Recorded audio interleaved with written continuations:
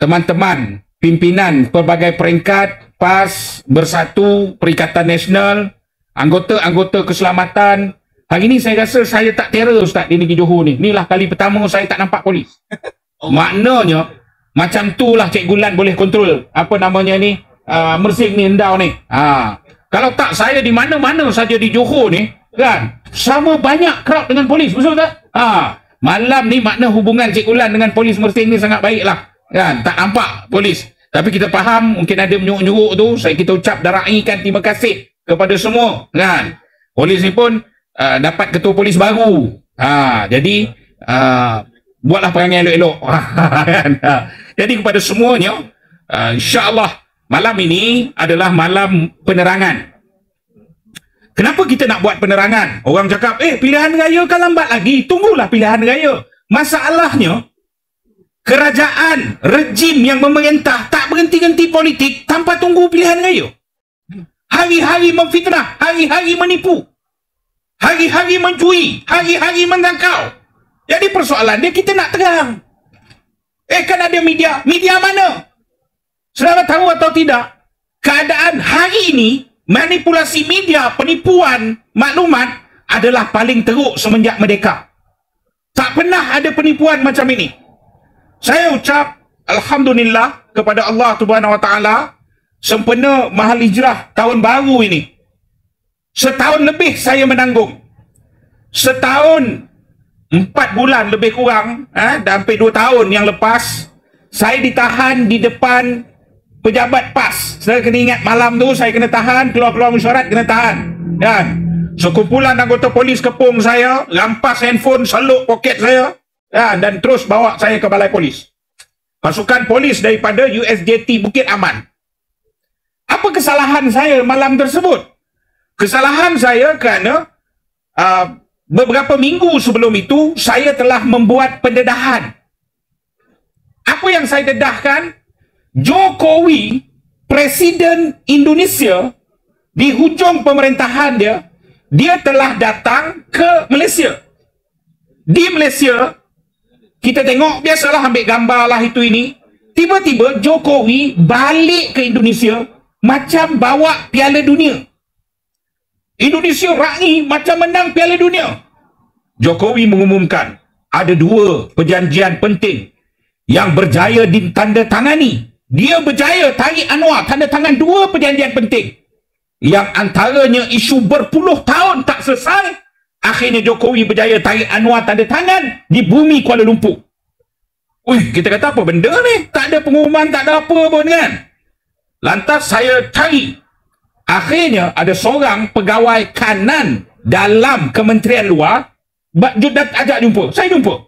Dia bagi saya dokumen. Nah cikgu, ini intipati perjanjian yang mana kami tak tahu pun sehingga bila diumumkan baru kami cuba cari. Indonesia umum baru kami cuba cari. Jadi saya telah tengok isi perjanjian ni. Saya jadi sangat terkejut pada hari tersebut. Apa yang saya terkejutkan, saudara tahu atau tidak? Dalam dunia ni, khususnya pada era minyak dah nak habis, gas dah nak habis, kerana itu dunia bergerak mencari tenaga baru, teknologi baru, menggantikan minyak dan gas. Tetapi dunia melihat ada satu kawasan yang merupakan satu reserve minyak dan gas yang tidak diusik, yang kalau kita Google, kita cari artikel-artikel akademik, artikel perniagaan, artikel geologi, menyatakan 764 juta sehingga 1 bilion gas dan minyak, tong petrol dan gas berada dalam perut bumi, dalam dipanggil Laut Ambalat. Ambalat ni saudara, Ambalat ni hak milik Malaysia. Kita pertahankan Ambalat ni, tentera kita, tentera laut sampai bertembung kapal, tinggal tak bertembak dia, dah berlanggar pun kapal dengan tentera Indonesia. Ketika itu Tan Sri Rais Yatim menjadi Menteri Luar. Tengah malam Rais Yatim terpaksa ambil flight kerajaan, terbang ke Indonesia untuk bincang runding supaya kita tak perang. pertahankan Ambalat. Tentera kita pertahankan Ambalat. Kita pertahankan Ambalat, akhirnya Spratly, layang-layang yang jauh lebih ke tengah laut daripada daratan, akhirnya kita bawa pergi mahkamah ICJ dan mahkamah ICJ memutuskan itulah lingkungan hak milik Malaysia dan tidak boleh diusik. Malaysia pernah kalah ICJ, contohnya Batu Putih. Tapi Ambalat kita berjaya, kita pertahankan. Maka Ambalat itu hak kita. 1 bilion tong gas dan minyak yang menjadi stockpile paling besar, antara yang paling besar dalam dunia, hak kita, hak kita. Malangnya, antara benda yang ditandatangani, yang diserahkan pada ketika itu, ialah Ambalat. Saya sebut Ambalat.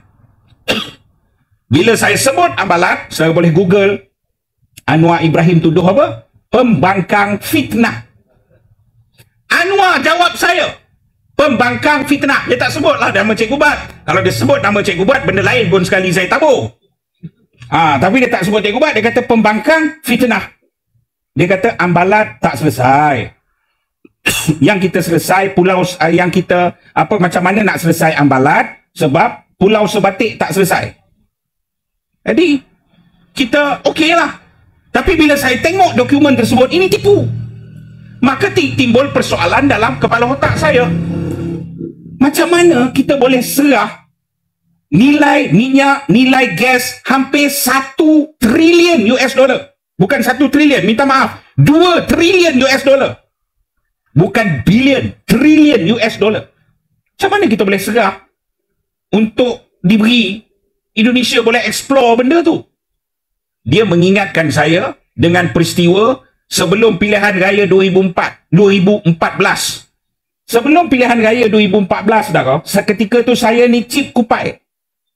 Saya tahu Kupai apa? Kumpulan Penjilat Anwar Ibrahim. Kupai. Saya ni Cip Kupai.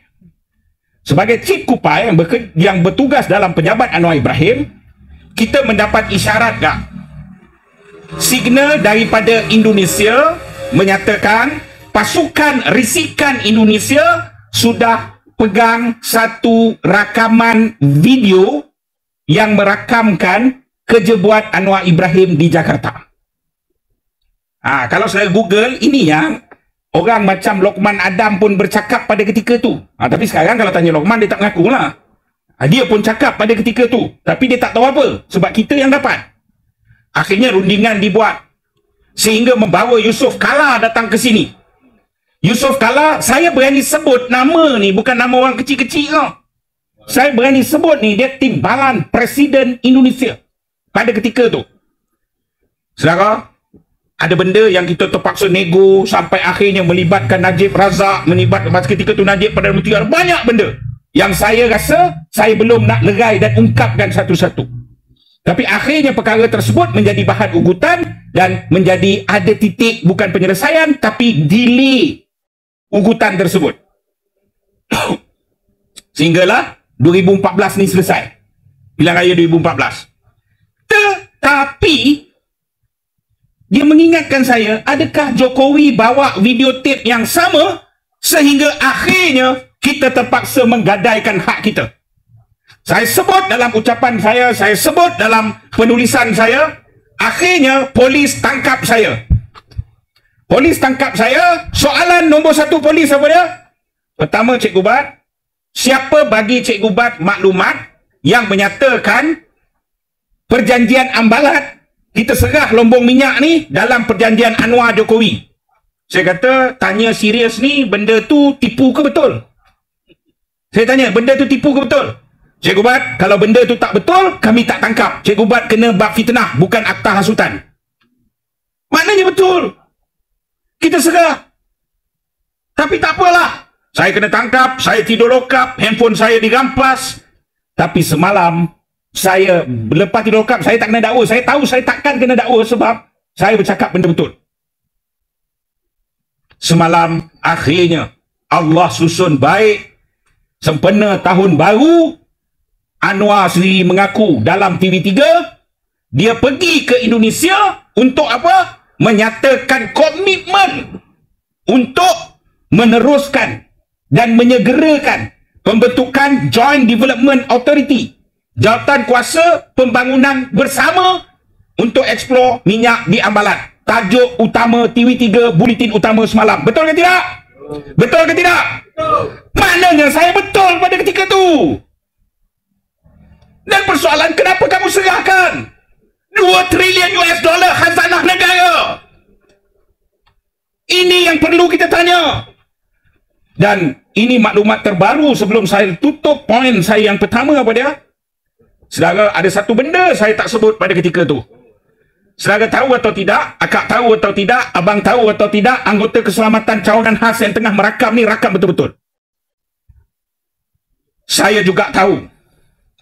Bukan saja penyelesaian Ambalat, tapi manusia bernama Riza Khalid. Riza Khalid. Riza Khalid ni siapa? Orang yang dibawa ke Kedah untuk eksplor REE.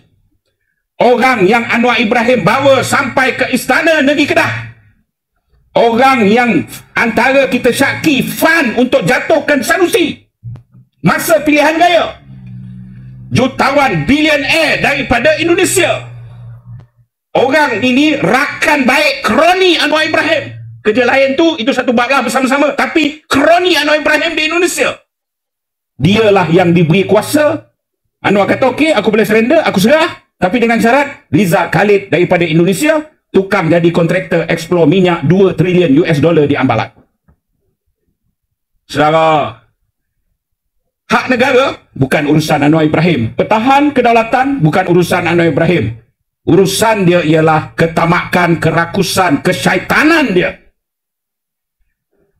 Saudara-saudari yang saya hormati sekalian, kerana itu kita kena bangkit. Kita tidak boleh kompromi. Sebab kita sedang diketuai oleh satu kelompok, satu pemimpin yang tak fikir soal agama, bangsa dan tanah air. Dikeliling dia pula satu kelompok yang bangang, keliru dan tak tahu mentadbir. Saya bagi contoh, masuk poin yang kedua. Selesai poin Ambalat. Faham ke tak faham? Faham ke tak faham? Faham. Masuk poin yang kedua. Siapa tak faham, angkat tangan. Malam ni kita cikgu mengajar santai-santai sebab masa banyak. Masuk poin yang kedua. Poin yang kedua berbunyi soal ekonomi, pentadbiran negara dan keadaan kehidupan rakyat hari ini. Saudara yang saya hormati sekalian, rakyat dalam keadaan sangat tertekan. 1 hari bulan 7, saudara kena sedar, kita akan memasuki pintu kecelakaan besar negara. Pentadbiran negara ini sebenarnya ditadbir oleh orang yang tak masuk pejabat pun susah. Dengar pandangan kaki tangan kerajaan pun susah. Saya kena faham. Kaki tangan kerajaan yang sama, yang masih berkhidmat lagi, dia berkhidmat dengan Najib dulu. Kaki tangan kerajaan yang sama berkhidmat dengan Muhyiddin Yassin. Kaki tangan kerajaan yang sama yang berkhidmat dengan Ismail Sabri. Dia ada pandangan. Kalau kita pemimpin dalam kerajaan sebagai pemimpin politik, kita kena ada masa. Tugas orang kita menang pilihan raya, duduk atas kerajaan, kita set up polisi negara. So dia polisi dia perlu begini, begini. Polisi dia perlu kepada rakyat, polisi dia perlu pencukaian begini, itu. Macam mana pelaksanaan boleh atau tidak boleh dilaksanakan, kita kena dengar pandangan pegawai kerajaan. Tapi malangnya Anwar Ibrahim, Rafizi Ramli, puak-puak ni saudara, dia nak masuk pejabat pun susah. Duduk meeting, dia bersyarah. Pegawai kerajaan tak bercakap. Jadi ni yang berterabur. Yang dia tahu apa dia? Pusing seluruh negara, seluruh dunia. 5, dulu kita hina Najib. Najib ni membazir, bawa Rosmah Kulu Kile, sampai saya lah dulu. Kan? Kita track kapal terbang ni pergi mana. Oh, kapal terbang ni pergi singgah sini apa semua kan, kita siar semua tu. Tapi saya nak bagi tahu, semua orang kena faham, dan ini jawapan yang dijawab oleh Kementerian Kewangan sendiri. Perbelanjaan Najib 5 tahun, satu penggal Najib pusing seluruh dunia. Anwar habiskan perbelanjaan itu untuk 1 tahun. Najib pakai 5 tahun. Najib membazir, Najib itu, Najib ini, Rosmah itu, Rosmah ini. 5 tahun nanti pakai. Satu penggal. Anwar, 1 tahun. 1 tahun. Apa hasil dia? Apa hasil dia? Balik daripada Rusia, dia umum apa? Potensi pelaburan 10 bilion. Balik daripada Kazakhstan, 3 bilion. Balik daripada tempat mana-mana tempat, bilion-bilion. Tak pernah tak bilion. Tapi hakikat sebenarnya apa? Dia tak masuk. Saudara ada Google, saudara ada handphone, saudara ada boleh cari maklumat. Bukan saja media orang putih, bukan media asing. Media Malaysia, berita harian bernama melaporkan apa dia? Sehingga hari ini, bilangan pelabur masuk, bilangan pelabur bawa keluar duit, bilangan pelabur bawa masuk duit, Malaysia negatif. Maksud dia apa? Duit keluar daripada negara lebih banyak daripada duit masuk. Itu hakikat dia. Pelaburan luar semakin hari semakin menguncur. Kilang-kilang tutup. Orang hilang kerja. Dalam keadaan itu, semua pengumuman tipu, duit dibembazirkan, tapi kita kena terus belanja. Majlis-majlis mewah dekat sana, ketimbang nak buat itu, ketimbang nak buat ini. Kena ada duit nak belanja. Jadi untuk belanja semua ini, projek-projek tipu, termasuklah rasuah dan korupsi yang tidak pernah berhenti. Ya, kau cikgu ada rasuah. Saudara, 10 juta Aflin Syauqi di BKL. Rasuah tak? Rasuah. Ketua cabang PKR Wangsa Maju buat video.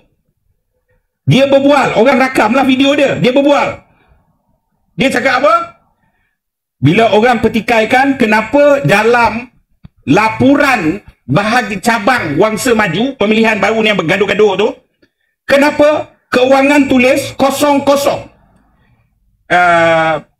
Dia sebut dengan jelas, Anwar ada bagi duit. Itu yang kita belanja mewah. Tapi Anwar pesan dengan saya, tak boleh tulis atas kertas, tak boleh bank in duit ni. Sebab duit ini diberi oleh Winston Tan dan dia adalah black money. Kerana itu kita kena belanja tanpa rekod.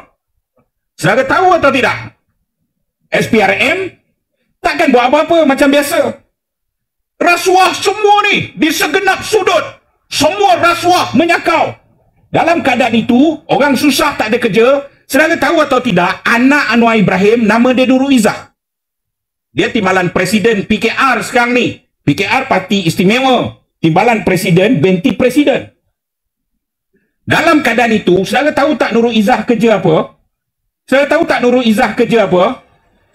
Kem Rafizi dedahkan, dia pergi haji laki bini dia, 400,000 habis. Kem Rafizi dedahkan, dia pergi haji saja, dekat 400,000 lebih habis, laki bini. Dia kerja apa? Saya Cikgu Ban, 2 tahun sebelum ni, saya dah hantar surat laporan kepada SPRM, tapi bisu pekak nak mampus. Saya hantar sendiri dokumen tersebut ke pejabat Anwar Ibrahim untuk mohon penjelasan. Dokumen daripada sebuah agensi Kementerian Keuangan, Laksana, di mana Nurul Izzah bekerja, gaji 35,000 sebulan, dengan 3 hari bekerja, di mana-mana saja dia isytiharkan dia bekerja. Dokumen ni terdedah sebab apa? Sebab selepas daripada Izzah mengaku dia penasihat kepada bapa dia, Perdana Menteri, Anwar panik. Anwar kata, okey betul lah dia penasihat, tapi dia tak dibayar, dia melakukan pengorbanan. Orang dalam Kementerian Keuangan sendiri panggil, Cikgu Bat, mari sini, nah dokumen. Saudara tahu tak laki Nurul Izzah kerja apa? Laki Nurul Izzah sekarang ni, Cina Masuk Islam Mu'alaf tu kerja apa? Dia kerja sebagai timbalan pengarah dalam sebuah agensi Khazanah Holding yang menjadi milik kepada Kementerian Keuangan Malaysia, di mana Izzah penasihat Kementerian Keuangan dan Anwar Menteri Keuangan Malaysia. Bukan saja laki Nurul Izzah, janda Nurul Izzah, duda Nurul Izzah kerja apa? Duda Nurul Izzah kerja sebagai CEO, gaji ratus ribu sebulan. CEO kepada PNSB, sebuah agensi pengurusan pelaburan ekonomi negeri Selangor. Dalam pada masa tu, 7 hari lepas, saya tahu apa berlaku. Proton telah pergi membuat perjanjian dengan kerajaan Kazakhstan. Proton. Perjanjian apa? Untuk memajukan teknologi kereta elektrik di Kazakhstan. Dengan Proton akan tutup dan kecilkan kilang di sini dengan mengalihkan untuk memberi penumpuan buka kilang di Kazakhstan. Itu satu kejadah lah, kan? Sepatut kau kena ambil luar, bawa masuk sini, tak sini tutup pergi Kazakhstan. Saya nak tahu tak siapa yang tanda tangan perjanjian bagi pihak Proton? Adik bongsu Anwar, anak bongsu Anwar, adik bongsu Nurul Izzah, Ihsan Anwar, wakil Proton. Abang tahu tak benda ni? Saya naikkan video rakaman. Cikgu Bat, macam mana kau dapat video? Takkan kau pergi ke Kazakhstan?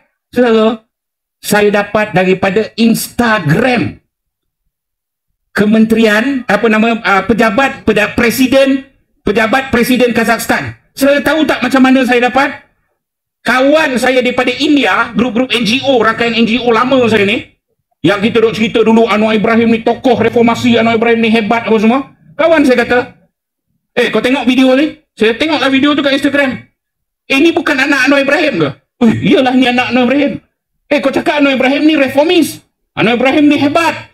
Macam mana dia jadi Perdana Menteri, dia hantar dia meniaga anak dia? Saya kata tu sebab sekarang aku lawan. Dia pula terkejut. Bila kau lawan Anwar Ibrahim? Dia kata kan. Saudara, dalam keadaan semua orang susah, anak dia menyakau, duit tak masuk, duit sibuk keluar, pergi melancong, membazir. Saudara bayangkan, dalam bab pembaziran ni, dia pergi Indonesia. Gambar, saya naik dalam Instagram saya, benda yang paling bangang, saudara. Anwar berjalan turun kapal terbang. Anwar turun kapal terbang ni, di mana? Jakarta. Saya tahu tak dia salam ni, sebaris ni siapa? Sebaris ni semua Menteri Malaysia. Fahmi Fazil, apa namanya ni, Tok Mat, apa semua, pergi. Yang ini semua nak mengekor ni pasal apa? Saudara tahu tak, dia terbang sekali tu, dia bukan pakai tiket AirAsia RM650.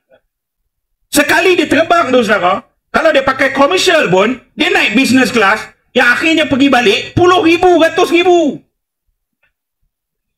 Gila babi punya belanja, duit tak masuk, nak buat apa? Kerana itu, cukai rakyat. Cukai rakyat ni naik kenapa? Sebab semua tu menipu. Semua tu menipu. Hari ni, saudara, SST dilebarkan. SST, dulu kita lawan Najib, antara Najib ni sebab perlu jatuh, sebab apa? GST 6%. Hari ni SST, saudara, 8 ke 10%. Dilebarkan. Punya nak tunjukkan, saya nak bagi tahu, huru-hara pentadbiran kerajaan ni, huru-hara. Tak tahu mentadbir. Anwar Ibrahim, kita nak umumkan, orang kita nak cukai orang kaya, nak bagi pada orang miskin. Sedap kan, macam Robin Hood era Anwar Ibrahim. Kita akan cukai barang-barang mewah saja. Barang-barang mewah sahaja. Untuk rakyat biasa kita tak kena cukai.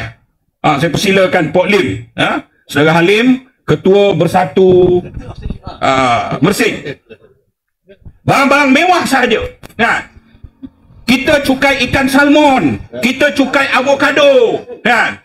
Tapi akhirnya saya nak bagi tahu, saudara, cerita cukai ni, kerajaan ni punya nak mampus menipu, dan Anwar Ibrahim sama ada dia memang menipu atau dia tak faham, bodoh. Saya bagi saudara contoh.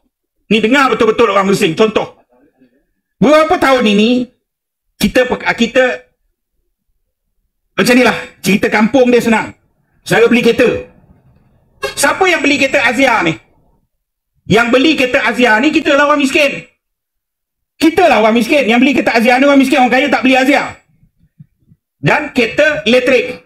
Kereta elektrik ni RM100,000. Yang beli kereta elektrik ni orang kaya. Setakat jual nasi lemak, duduk tepi jalan ni, tak beli kereta elektrik. Sebab nak maintain, nak memiliki kereta elektrik ni mahal. Kereta elektrik dan Azia, saya beritahu. Saudara, nak beli Azia, pertama kena bayar cukai excise. Kedua, cukai jualan. Ketiga, cukai jalan. Dan macam-macam cukai dalam sebuah kereta Aziar. Itu sebab saudara kalau beli kereta ni, kereta biasa, kereta Aziar ni, dia ada harga di kedai lain, harga on the road lain. Rakyat bayar cukai. Siapa kutip cukai? Kerajaan. Siapa beli Aziar? Orang miskin. Kereta EV, electric vehicle. Saudara tahu tak? Kereta elektrik ni, cukai excise tak payah bayar. Cukai jualan tak payah bayar. Road tax kereta yang berjalan atas jalan dengan nombor plate putih tu, saudara tahu tak? Road tax kereta, road tax cukai jalan pun tak payah bayar. Jadi kat mana sebenarnya kamu kata nak bantu orang miskin dengan cukai orang kaya? Gila tak? Dalam pada masa tu, dalam isu, okey, dah keluar, dokumen dah keluar. Dokumen nak keluar, dokumen kerajaan ni saudara. Dia bukan senang-senang keluar macam tu. Dia kena mesyuarat, menteri kena duduk, pegawai menteri kena duduk, kan? Kita pernah berada lah cikgu sekejap dalam ni, how we handle KPLB ketika tu, kan? Berapa banyak mesyuarat nak keluar di peringkat Giat Mara tu, mesyuarat. Saudara keluar senarai. Dah keluar senarai. Buah kena cukai. Antara dia orang petikai avokado. Dia sebut. Dia kata avokado ni orang kaya makan. Anwar sebut minggu lepas Anwar sebut avokado. Orang pun bisik dengan Ibrahim, kau ni gila pun. Avokado ni rakyat biasa dah makan dah. Tak ada mewah pun nah avokado ni dah. Kan? Oh ya ke? Oh kalau macam tu, kerana itulah kena beli avokado tempatan. Ingat tak lepas tu dia cakap beli avokado tempatan. Mat Sabu pun sebut avokado tempatan.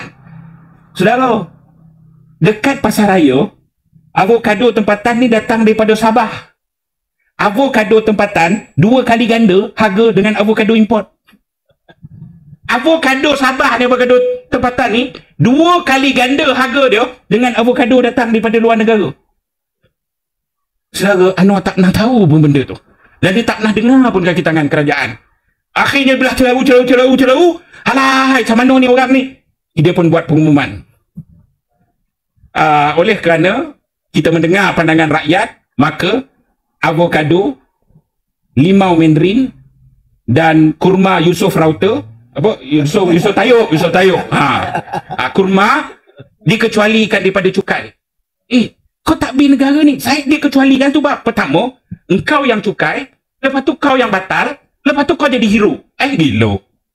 Lepas tu yang kedua, ini negara apa ni? Umum tarik. Flip-flop negara ni. Saudari yang saya hormati sekalian, hari ni, saudara tahu tak Anwar Ibrahim ni bukan sekali buat pengumuman yang dia sendiri tak faham. 2 minggu lepas, ingat tak Anwar umum cukai negara turun? Ingat ke tidak? Anwar umum cukai negara turun. Budak-budak tukang saitro dia ni, kupai-kupai ni kan, pun, woi, cukai negara turun. Saudara tahu atau tidak? Pergi ke website Kementerian Keuangan Malaysia. Pergi website Kementerian Keuangan sendiri. Cukai negara berada pada tahap paling tinggi dalam sejarah, iaitu 1.173 trilion. Di mana telah naik kerana tahun lepas belum kira tahun ni, tahun lepas kerajaan telah berhutang antara paling tinggi dalam sejarah, sama tinggi dengan masa COVID. Iaitu 92.918 bilion. Tahun ini dianggarkan cukai hutang negara, hutang negara akan naik dengan nilai 100 bilion. COVID dulu pun kita tak belanja tahap itu, tengah pegang. Dengan bagi makan sampai bakul makanan masuk dalam rumah, vaksin dan sebagainya. Tapi hari ini tak ada pegang. Kata pelaburan masuk banyak, hutang naik. Dah kau cukai rakyat, hutang naik juga lagi. Saudara, ini kerajaan paling lemah yang pernah kita ada dalam isu pentadbiran hari ini sekarang. Saudari yang saya hormati sekalian, 1 hari bulan 7, burger Ramli dah umum naik. Adakah burger barangan mewah? Orang makan tepi jalan? Saya dapat satu gambar kawan daripada negeri Kedah hantar. Apa dia? Rupa antara cukai ni naik bukan setakat cukai barang, cukai perkhidmatan. Antara yang naik ialah cukai perkhidmatan menyebabkan kenaikan terhadap bayaran parking di apa namanya ni, bayaran parking seluruh Malaysia ni akan naik ni. Tapi yang keluar tu ialah kompleks Aman di Kedah. Aman Mall. Aman Mall di Kedah. Naik. Mewah ke parking ni? Adakah nak tunggu jadi orang kaya? Ataupun parking ini, dia kira Bangla jaga parking tu, barang import mewah mahal yang datang daripada Bangladesh, maka dinaikkan parking. Itu belum saya masuk elektrik. Oh, TNB keluar senarai. Cantik kan? Keluar senarai. Oh, murah. Saudara, dia suruh satu benda, pembohong ni. Baruah ni suruh satu benda. Saudara tahu apa? Harga elektrik dah tak jadi harga tetap. Elektrik ni saudara tahu tak, dia berasaskan arang batu dan ada juga lagi dalam Malaysia yang menggerakkan jana kuasa menggunakan diesel. Ini semua dia fluctuate rate. Kalau arang batu dunia naik, gas dunia naik, diesel dunia naik, bil elektrik saudara pun akan naik. Tadi Ustaz tak sempat masuk cerita perang. Memang cerita nak berperang lah sekarang ni. Dan bila berperang Timur Tengah, apa yang akan naik dulu? Minyak akan naik. Mampus tak kita? Mampus. Saudari yang saya hormati sekalian, dalam isu pentadbiran ini, saya bagi tahu pegawai kerajaan dalam pejabat kerajaan di Kementerian Kewangan itu sendiri mengatakan apa? Mengatakan keadaan kilang kabut, Cikgu Bat. Kita orang ada cadangan, kita orang ada penyelesaian, tapi nak bercakap dengan menteri pun tak boleh. Bergaduh pula Menteri Ekonomi dengan Menteri Kewangan, Noor Ibrahim dengan Rafizi. Kan, tapi saya jangan percaya sangat. Saya kenal semua watak ini. Ini bergaduh manja, kurang kasih sayang. Rafizi ni kerana tu dia tak serang lagi, dia masih sebab pujuklah itu je. Kan?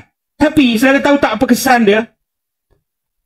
Parlimen ni nak bersidang dan RMK, Rancangan Malaysia ke-13. Rancangan Malaysia ni 5 tahun sekali. Dan bukan menteri, seorang seko-seko buat. Yang buat ni pegawai kerajaan, seluruh badan universiti, akademik, semua. 31 hari bulan Julai nak dibentang, 31 hari bulan 7 Julai nak dibentangkan di Parlimen. Semalam diumumkan apa? Oleh kerana Anwar bergaduh dengan Rafizi, dokumen ni dokumen yang melibatkan Menteri Ekonomi, maka rancangan Malaysia yang dah siap diikat untuk dibentang dalam Parlimen, akhirnya kena review dan rombak balik. Saudara tahu berapa juta nak rombak balik kajian tu? Semua balik kena bekerja pegawai-pegawai kerajaan, survey, tukang kutip data, sampai daripada office boy sampai ahli akademik dekat atas. Dia peduli, saudara. Dia tak peduli. Dia tak peduli untuk rakyat ni. Dia tak fikir lah. Dia fikir, puas hati aku boleh tunjuk kuasa, mampuslah dengan rakyat. Saudari yang saya hormati sekalian, kerana itu ketidaktentuan ekonomi ini, kita harus tamatkan segera. Dengan menamatkan kerajaan ini, Anwar harus letak jawatan.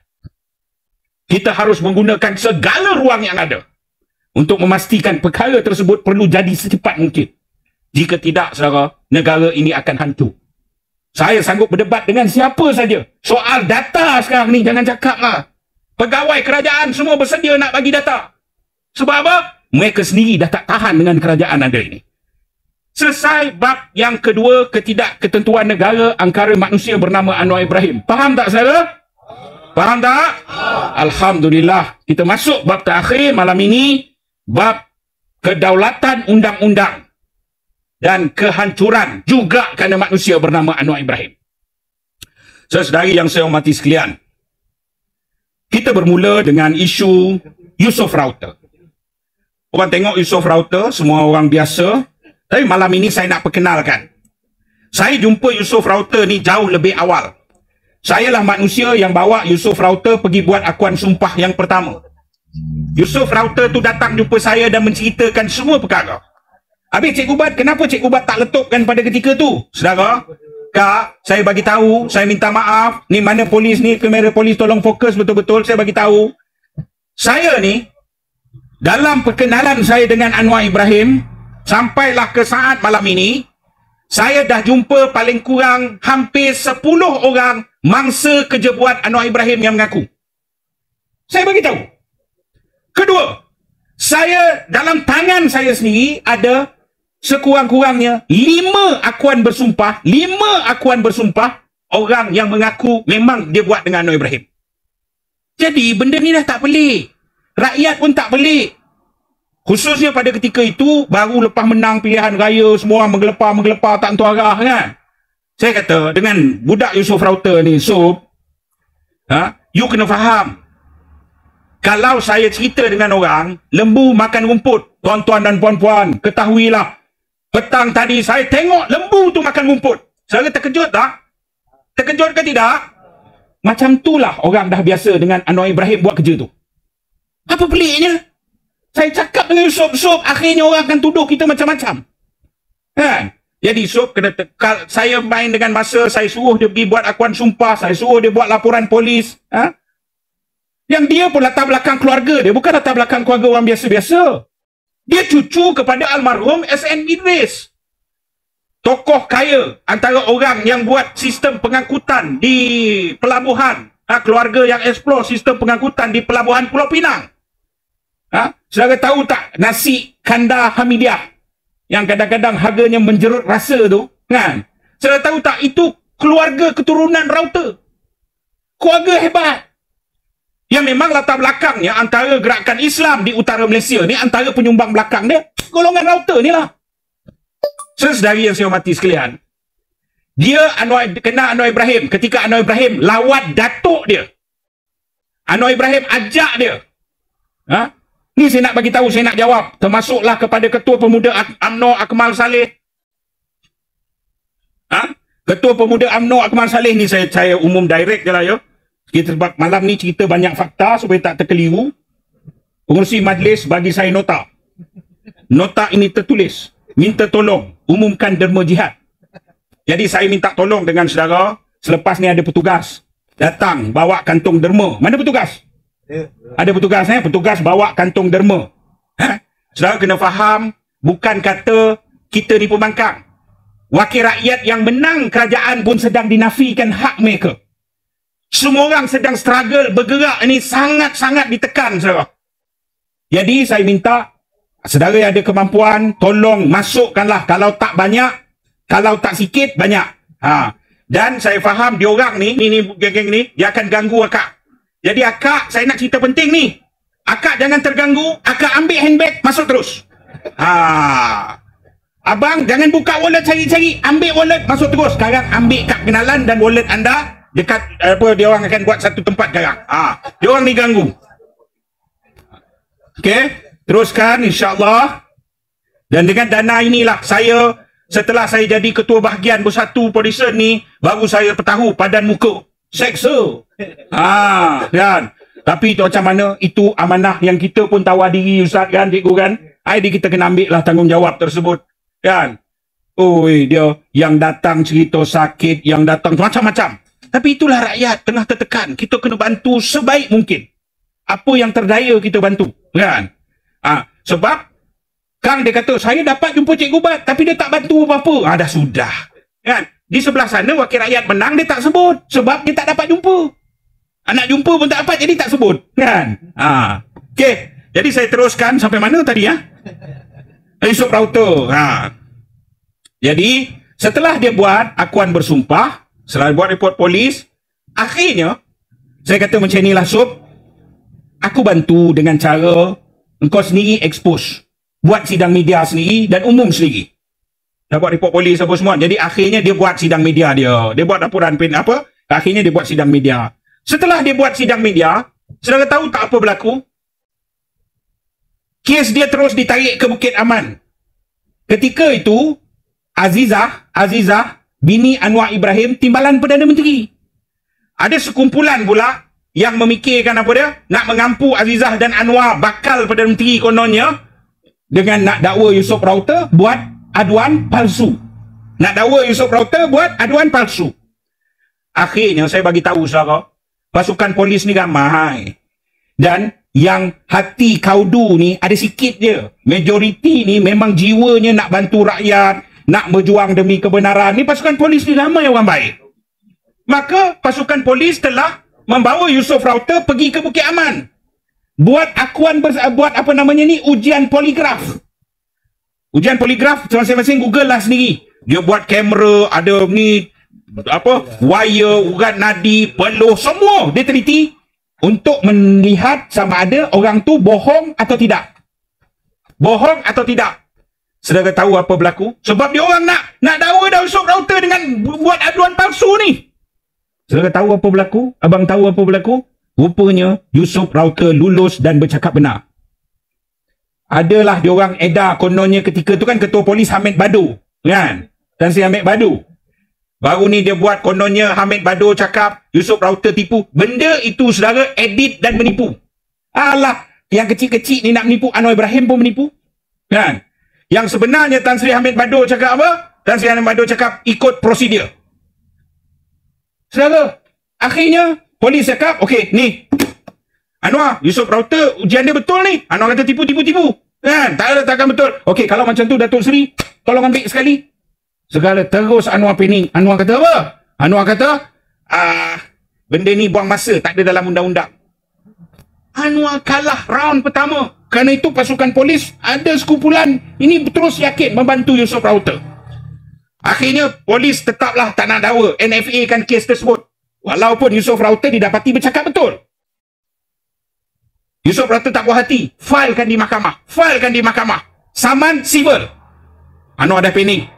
Untuk file di mahkamah, nak submit bukti-bukti, Yusof Router minta polis tolong serahkan akuan bersumpah tu.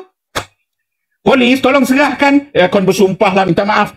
Ujian poligraf tu yang kau test aku hari itu, macam saudara pergi klinik test darah. Minta dresa tu, doktor tu keputusan. Boleh ke tak boleh? Boleh lah. Ni polis kau test hari tu buat keputusan supaya kita boleh file di mahkamah. Saudara, pejabat peguam negara diarahkan Anwar Ibrahim bekerja ke mahkamah untuk apa? Memastikan polis dihalang menyerahkan keputusan sama ada Yusof Router berbohong ataupun tidak. Itu saudara dah tahu dah hakikat sebenarnya. Akhirnya masuk ke peringkat kedua, Yusof Router kena serahkan senarai saksi yang dia nak seret ke mahkamah sebagai bukti, sebagai saksi dalam perkara tersebut. Yusof Router telah buat laporan polis ke atas Farhash, ke atas Anwar dan menyerahkan bukti dan menyerahkan senarai nama ke mahkamah. 3 hari selepas tu, saudara tahu apa berlaku? Yusof Router ditangkap kerana ada dadah dan pistol dalam kereta. Nampak plan tak? Dalam kes ini pun saya ada rentetan peristiwa ni. Yusof Router turun rumah dia kondominium, Pangsapuri. Turun rumah, parking di luar rumah. Sebab parking dalam tu penuh. Jadi parking luar rumah. Jalan luar rumah, polis rebu, polis tangkap. Polis bawa kat kereta. Polis yang bukakan kereta. Polis yang tunjuk ni pistol siapa. Dalam di mahkamah saudara, maklumat yang saudara kena faham betul-betul dalam kes ini. Kenapa saudara kena faham? Sebab ini merupakan Perdana Menteri penjenayah. Saudara kena faham betul-betul. Pegawai penyiasat IO masuk dalam mahkamah. IO telah menyatakan, pertama, mana kau dapat maklumat? Peguam kita lah tanya kan, Rafiq, mana kau dapat maklumat sehingga engkau serbu Yusof Router pukul 8 lebih dekat pukul 9 pagi ni? Macam mana kau dapat ni? Takkan tiba-tiba je kan? Pegawai penyiasat cakap pukul 4 pagi. Satu panggilan telefon sampai ke pejabat saya. Saudara, jarang dah orang nak telefon pejabat kan? Bukan telefon 999. Telefon direct line pejabat dia. Siapa hantu yang tahu nombor telefon pejabat dia? Pukul 4 pagi pula tu. 4 pagi. Siapa yang telefon? Nombor tidak dikenali. Siapa orang dia? Orang tidak dikenali. Ui. Saudara pernah telefon tak majlis perbandaran? Halo, saya nak lapor ni. Lapor apa cik? Longkang tersumbat. Longkang tersumbat. Nama siapa? Alamat siapa? Nombor telefon nak dihubungi siapa? Betul ke tidak? Longkang tersumbat. Ini cerita ada dadah dengan pistol. Ada dadah dengan pistol. Tak payah tanya nama. Tak payah tanya nombor telefon. Tak payah tanya apa. Terus tulis maklumat. Habis bila kau dapat panggilan telefon daripada nombor tak dikenali, daripada orang tak dikenali, apa kau buat? Kita terus membentuk satu pasukan. Pukul 6 pagi, satu pasukan telah dibentuk. Pasukan khas telah dibentuk. Oh, makna siapa-siapa telefon pukul 4 pagi, pukul 7 pagi korang panggil lah semua pasukan berhimpun. Kita tak buat terhadap semua panggilan, tetapi panggilan ini kami percaya dan yakin ini ada sesuatu yang betul lah ni. Oh, sedap kan? Selalu boleh nampak gambaran tu. 7 pagi bincang. Terus ada nama Op Laras. Pergi tanya kawan-kawan polis, kalau ada pasukan, ada OPS, ialah hasil risikan sekurang-kurangnya seminggu. Baru boleh buat ni, baru ada risikan, ada nama operasi, baru buat operasi ke bawah. Ini tak. 4 pagi dapat, 7 pagi bentuk pasukan, 8 pagi pergi serbu dah. 8 pagi pergi serbu. Okey. Serbu Yusof router. Bawa Yusof router. Pergi ke kereta. Ni IO cakap tau, IO cakap. Buka pintu di pemandu. Yusof router pakai apa namanya ni, pakai alarm sistem. Tekan alarm kan. Tak boleh buka.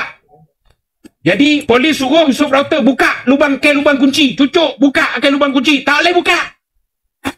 Habis IO buat apa? Saya pun iring Yusof router pergi ke pintu sebelah pemandu. Suruh Yusof router buka pakai kunci. Manual pakai lubang kunci di pintu pemandu. Jadi apa jadi? Pintu boleh dibuka. Saudara, petang tu kereta datang dekat mahkamah. Hakim tengok, semua orang tengok.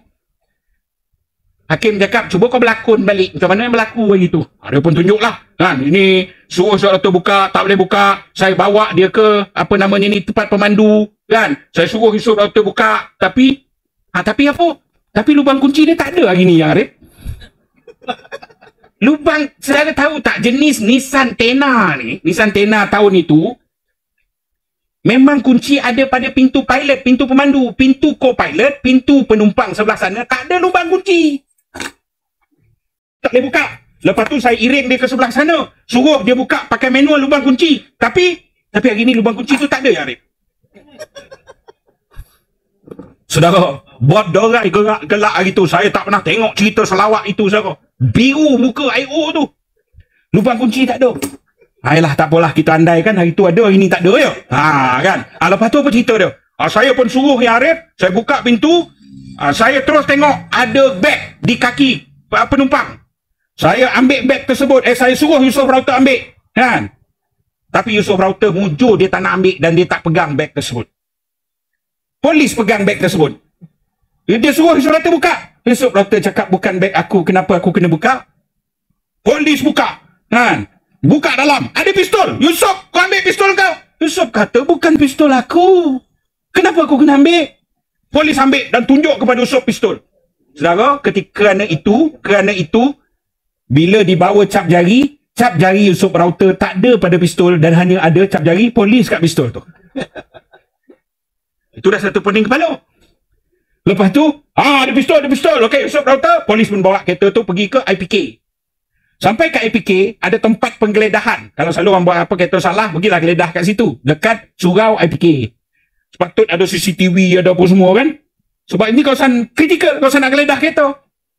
Letak kereta di situ, geledah kereta Yusof router. Jumpa pula ganja kat bonet belakang. Ganja kat bonet belakang. Kan? Sama juga, ganja, cap jari Yusof router tak ada, cap jari polis ada. Sebab dia suruh Yusof router pegang, Yusof router tak nak pegang. Akhirnya, semua orang keliru. Adakah ada orang yang meletak ganja ni? Jeng. Maka, lawyer kita tanya, kamera CCTV ada? Ni kan tadi kata kawasan penggeledahan. Kawasan penggeledahan, mesti ada CCTV. Ya betul, ada CCTV. Tapi, makna semua kereta geledah situ dirakam. Ya betul, dirakam.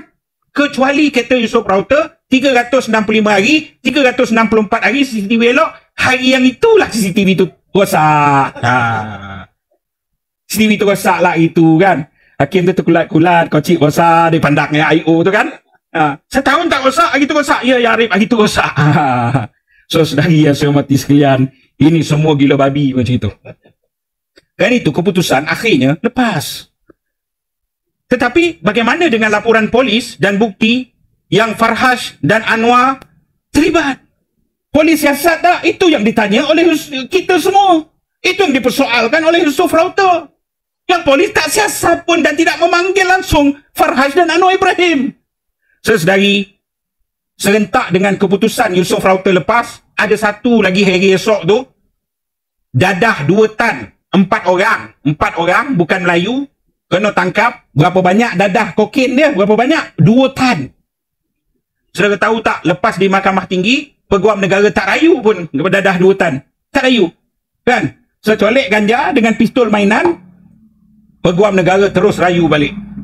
Untuk apa? Sebab nak sumbat balik Yusof Rauter. Untuk masukkan balik Yusof Rauter. Sebab apa? Yusof Rauter ketika berdepan dengan kes saman dia terhadap Anwar Ibrahim itu, Yusof Rauter tidak boleh berada di luar di tengah masyarakat, dan juga untuk dapat hari-hari bantuan untuk bercakap dengan lawyer dan media asing. Media asing sedang nak datang ni, nak tunggu perbicaraan tersebut. Dan perbicaraan tersebut adalah perbicaraan yang sangat mengaibkan. Anwar minta imuniti macam raja dia. Sedangkan raja pun ada mahkamah raja, tak boleh ada imuniti. Adakah Anwar nak imuniti tersebut? Ya. Tapi adakah Anwar tahu dia tak boleh dapat? Ya. Habis dia minta kenapa? Sebab dia nak beli masa. Kenapa dia nak beli masa? Sementara dia, kerana kes ini, dia akan menghancurkan badan kehakiman.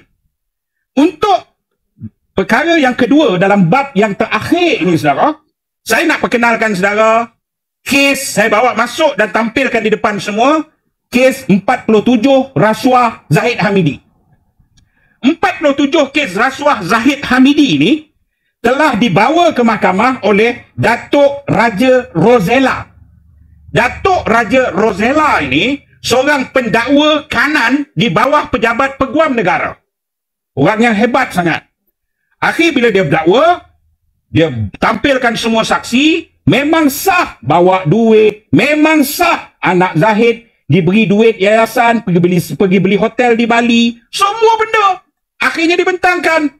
Mahkamah pun membuat keputusan bahawa mahkamah mendapati wujud prima facie ada kes, maka Zahid wajib membela diri.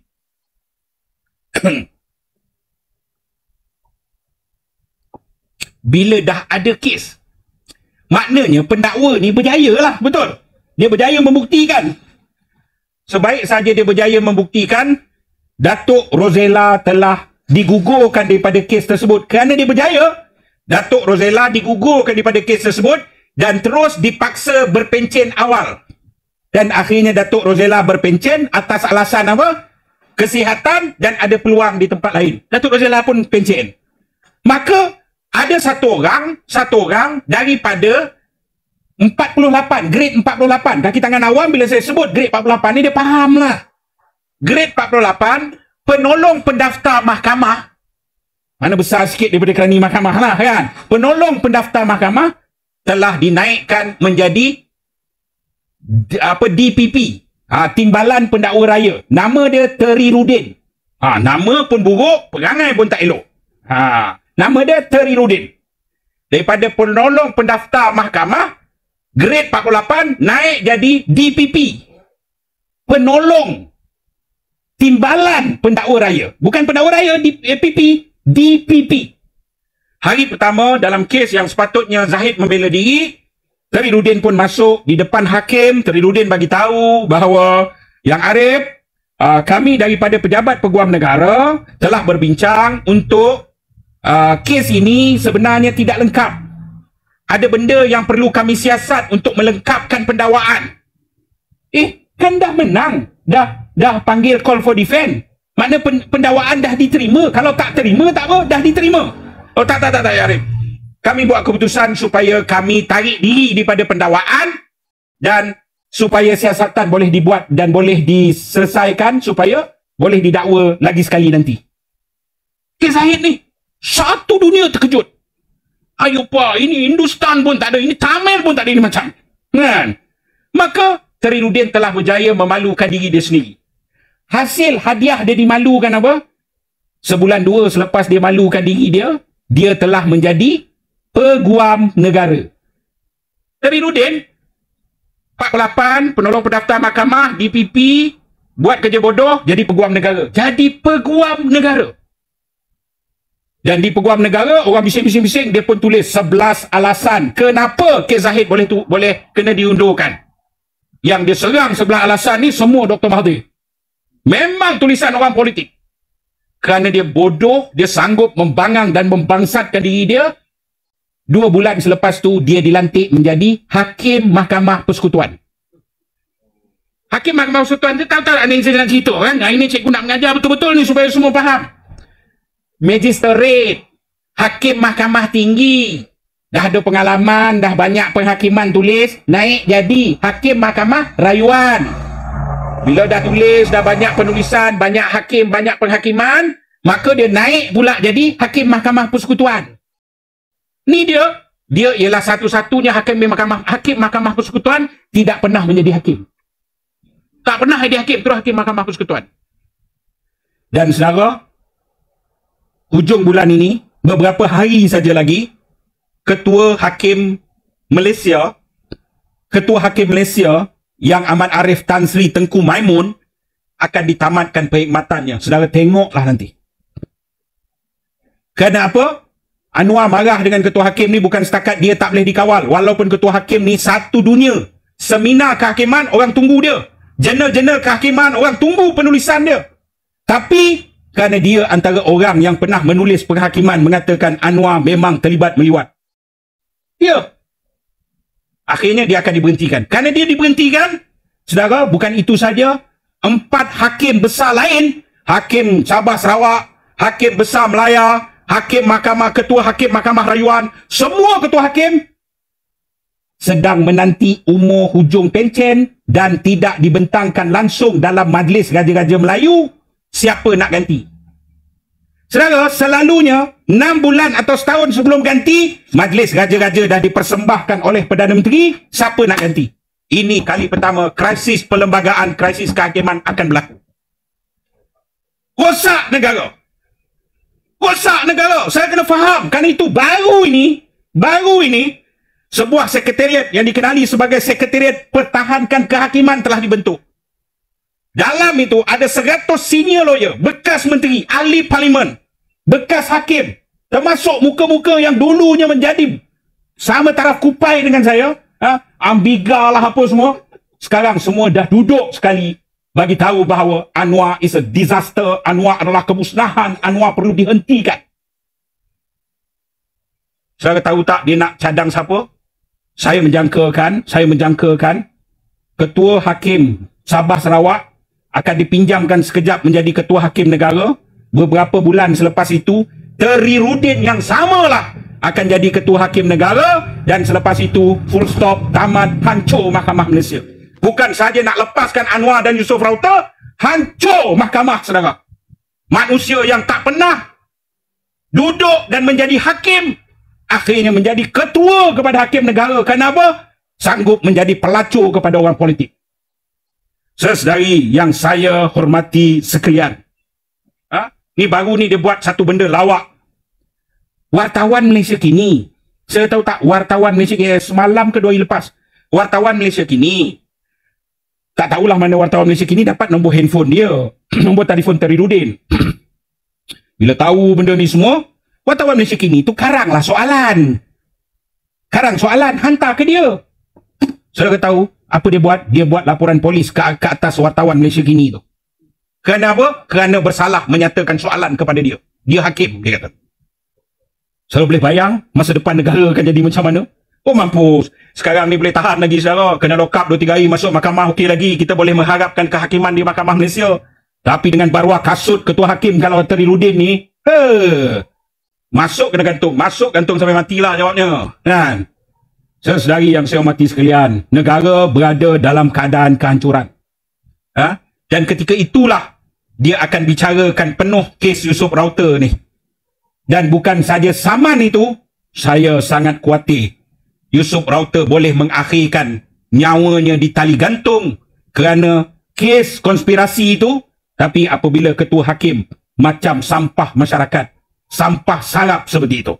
Saudara-saudari yang saya hormati sekalian, 3 minit yang terakhir, bukan satu poin baru, cuma saya nak kongsi. Sehari 2 lagi saya akan tampil membuat laporan polis. Kali ini pendedahan tidak ada kena-mengena dengan politik. Tapi pendedahan ini merupakan pendedahan penting demi akidah anak bangsa. Saudara tahu tak, Facebook ni, media sosial ni, dia ada iklan berbayar, sponsored, tahu kan? Iklan berbayar ni, sponsored ni, dia ada algoritma, bukan semua orang boleh dapat. Contohnya dia sasarkan orang yang bercakap pasal masalah-masalah ni, orang yang sedang berdepan masalah, jadi barulah keluar dekat iklan kat kita tu, kan? Jadi oleh kerana itu, beberapa minggu lepas, saya telah buat banyak carian berkenaan dengan isu agama, isu akidah. Saya juga buat beberapa carian berkenaan dengan masalah-masalah anak muda di Malaysia. Facebook, muka buku saya, FB saya, dihujani dengan iklan berbayar daripada Pertubuhan Kristian. Anda ada masalah? Jangan risau. Jesus ada jawapannya. Tinggalkan saja nombor telefon dan nama anda. Masalah anda kami bantu. Dengan pelbagai gaya, pelbagai iklan, orang Malaysia mengiklankan benda itu. Berdasarkan perlembagaan negara, Islam adalah agama rasmi. Tetapi agama lain boleh diamalkan. Syaratnya, agama lain tak boleh dakwah, Islam boleh dakwah. Maknanya kalau kita kata, Islam ini agama yang betul, tak ada salah. Tetapi kalau ada seorang datang, bagi tahu agama lain, itu ini, demi Tuhan, demi apa semua, ada agama yang betul, saudara, itu salah dan jenayah dalam perlembagaan negara. Dulu, ketika zaman saya, anak-anak muda nak pergi bandar, mak bapak risau. Kenapa? Takut anak terjerumus dengan budak motor. Betul? Aksiden mati patah hiuk.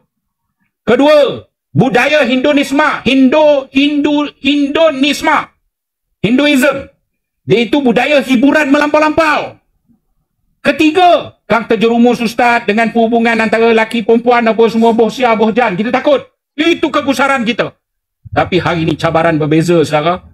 Bermula dengan menteri boleh lancarkan jom ke gereja. Saya dedah, dia tuduh saya fitnah. Saya buat laporan polis ke atas dia kerana kesalahan menggunakan dana kerajaan berdakwah Kristian. Dia tulis buku. Dalam buku dia ikrar untuk menjadikan negara ini atas lunas-lunas Kristian. Hari ini, saudara, iklan-iklan seperti ini sedang menyasarkan. Dia buat iklan dalam bahasa Melayu. Dia kempen. Dia sebar. Seperti mana dia sebar program Jom ke Gereja di kalangan poster berbahasa Melayu di Instagram. Muncul ketika itu kita lawan. Muncul ketika itu saya membuat laporan polis. Saya lawan, saya haruk. Kali ini saya minta bantuan semua. Saya akan lancarkan sekali lagi perang. Sekali lagi perang. Dan benda ini harus dihentikan. Mereka yang terlibat membayar. Mereka yang terlibat dengan persatuan-persatuan ini harus ditangkap. Kita tak ada masalah. Kamu nak semayang sama kamu pagi, petang, siang, malam, silakan. Kita bagi perlindungan dan keselamatan. Tapi bila kamu biadab dan kurang hajar mengancam akidah anak bangsa, kami takkan kompromi walau seinci. Saudara, pergi tengok dalam muka buku saya, Facebook saya dah naikkan keratan-keratan iklan tersebut. Bagaimana saya menunjukkan mereka sedang mengumpul database anak-anak muda Melayu Islam. Ini kerja bangsat, saudara. Ini kerja bangsat yang perlu kita gandeng tangan. Ini bukan setakat kerja politik, tetapi masalahnya rejim hari ini sedang membiarkan benda itu berlaku. Dalam keadaan kecelaruan. Dia tahu dia sedang mengambil peluang di atas kebodohan ahli-ahli parlimen, menteri-menteri, bangang bangkai kita ni. Saya minta maaf kalau saya kasar. Sebab bab ini saya tak boleh kompromi, saudara. Saya tidak boleh kompromi. Sebab saya tak mampu untuk jaga sampai cucu dan cicit saya punya akidah. Saya tidak mampu. Mereka sedang mengancam dengan begitu teruk sekali. Ini kita betul-betul kena satukan kekuatan kita. Jadi, masa dah habis. Saya tak nak tambah satu lagi kes mahkamah di Mersing untuk menjadikan alasan supaya saya boleh berceramah selalu di Johor, Ustaz. Jadi masa habis kena berhenti. Cuma yang terakhir, saya tak sempat syarah Azam Baki. Dalam bab Azam Baki ini, saudara, saya tulis sebuah buku. SPRM, Sialan Penggalak Rasuah Malaysia. Azam Baki, Bapa Pelindung Rasuah. Buku saya ni,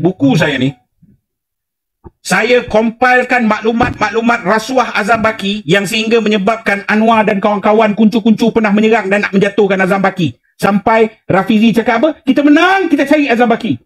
Rupanya, betul, dia menang, dia cari Azam Baki. So, sambung lagi. Buku ni ada dijual. Saya minta untuk kan panggil pemandu, tapi orang rumah saya yang bawa kereta hari ni. Ya. Saya minta untuk kat depan lah kot, letak kotak tu di depan. Buku tak banyak, buku ada 20 keping buku je. 21 keping buku. Tapi siapa nak beli buku ini ada syarat. Dia kena bai'ah sahaja aku beli buku ni, lepas aku baca, aku faham, aku akan sebar dan buku ni aku tak simpan, aku bagi orang lain baca. Syarat pertama. Syarat kedua, sahaja aku beli buku ni kerana aku nak photostat, cetak lagi banyak orang baca. Sebab tak ada hak cipta terpelihara, saudara, negara kita ni dalam segenap segi sedang diancam. Jadi saya mohon, saya merayu. Pertama, apa nak buat? Jangan takut, gunakan media sosial saudara, gunakan semua ruang berkempen. Saya lantik malam ini semua jadi ketua penerangan kepada gerakan rakyat menjatuhkan rejim Anwar. Semua ni jadi ketua penerangan. Orang tanya, nak tangkap ketua? Semua ni kita. Boleh kena tangkap semua. Kedua, saya bagi tahu ialah tolong pastikan masa dah dekat, saya percaya dan yakin pilihan raya ini akan berlaku dalam suku pertama atau suku kedua tahun depan dalam keadaan huru-hara ini. Kena keluar mengundi. Dan jangan undi orang yang bersama dengan Anwar dan DAP, jangan mengundi. Siapa pun bersama dengan Anwar dan DAP, jangan undi. Ketiga, sekali lagi saya menyeru di mana-mana, saudara kena tolong saya. Seru pemimpin Perikatan Nasional, pemimpin parti-parti kecil lawan Anwar, pemimpin NGO kecil dan besar yang lawan Anwar. Ini masa menyatukan kekuatan. Ini bukan masa nak penting parti sendiri. Sekarang ni betul, ini jemaah, tapi kepentingan ummah yang sedang diancam jauh lebih penting perlu kita fikirkan daripada kepentingan jemaah semata-mata. Mari kita satukan kekuatan semua. Perang ke depan ini adalah perang kejahatan. Kebaikan perlu menentang kejahatan. Kebaikan ini perlu disusun dengan sebaik-baiknya. Jadi faham ke tidak malam ni ceramah? Faham ke tidak? Alhamdulillah. Setuju untuk sampaikan pada semua orang? Setuju. Okey. Buku, siapa nak buku, boleh di depan sekarang. Ada kotak buku akan datang di depan. Terima kasih Kak atas sumbangan semua, atas sumbangan yang telah diberikan, atas sumbangan yang akan diberikan. InsyaAllah, janji saya, janji Cikgu Lan, janji Al-Fadhil, Ustaz Abdullah Husin, kita akan berlawan bersama-sama sehingga titisan darah terakhir demi agama, bangsa dan tanah air kita. Takbir! Wabillahi taufiq wa hidayah. Wassalamualaikum warahmatullahi wabarakatuh. Waalaikumsalam warahmatullahi